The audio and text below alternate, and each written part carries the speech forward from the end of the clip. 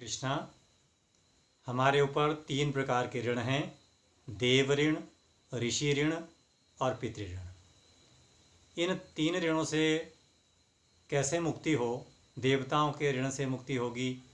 उन देवताओं का पूजन, यजन, यज्ञ आदि करने से देव ऋण से हम मुक्त हो सकते हैं। इसी प्रकार ऋषियों का ऋण है। जिन ऋषियों ने भूखे रह करके जंगल में तपस्या करके बड़े बड़े ग्रंथों की रचना की, हमें सन्मार्ग पर चलाने के लिए प्रेरित किया, उन ग्रंथों का अनुशीलन, उन कथाओं का सुनना, उससे हम ऋषि ऋण से मुक्त हो सकते हैं। इसी प्रकार पितृ ऋण है। जिन पितरों ने, जिन माता पिता ने हमें संसार में लाया है, संसार दिखाया है, बड़े किया, पाला पोषा, संस्कार दिए, पढ़ाया, इस प्रकार हमें उन पितरों के प्रति श्रद्धा रखनी चाहिए। उन पितरों को याद करने का जो दिन है वो पितृपक्ष है। पितृपक्ष में पितरों के प्रति जिनके माता पिता जीवित हैं वो पितरों की, अपने माता पिता की सेवा करें, उस ऋण से मुक्ति होगी। और उनकी मृत्यु होने के बाद, देहांत होने के बाद उन पितरों के प्रति श्राद्ध, तर्पण और दैहिक क्रिया इत्यादि करने से उस पितृ ऋण से हमें मुक्ति मिलेगी।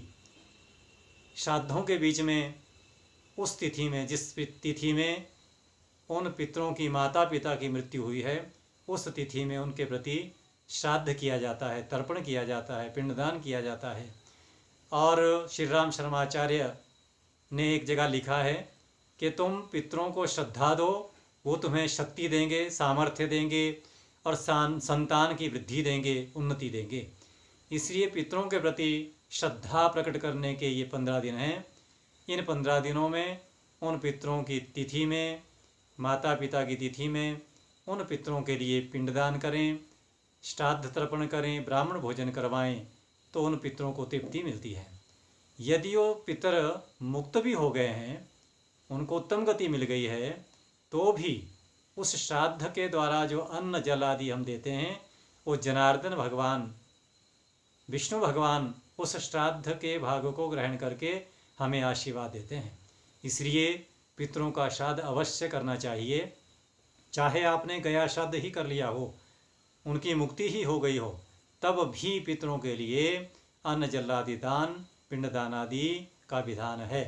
उन पितरों को याद करने का ये बहुत बढ़िया तरीका है। इन 15 दिनों में आप पितृ ऋण से मुक्त हो जाएंगे। किसी के घर में संतान नहीं है उन पितरों के प्रकोप के कारण, तो उन पितरों का आप श्राद्ध कीजिए, तर्पण कीजिए और ब्राह्मण भोजन करवाइए, तो उस घर में वंश वृद्धि होगी। पितरों से ही वंश वृद्धि चलती है।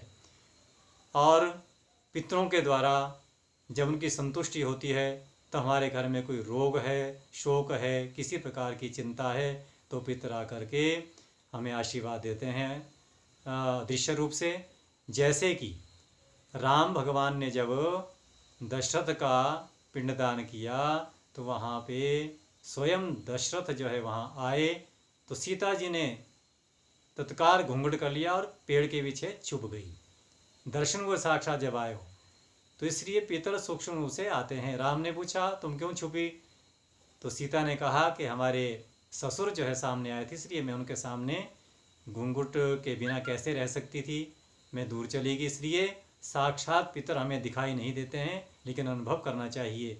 वो पितर हमारे द्वारा दिए हुए अन्न जल, जो भी हम तर्पण आदि करते हैं, उसको ग्रहण करते हैं, इसमें कोई संशय नहीं है। इसलिए हमें इन 15 दिनों में उन पितरों के लिए अपनी श्रद्धा प्रकट करनी है, श्राद्ध तर्पण आदि करने हैं, ब्राह्मण भोजन करवाना है। ये उनकी याद करने के दिवस हैं। इसलिए तुम पितरों को याद करोगे तो पितर तुम्हें आशीर्वाद देंगे।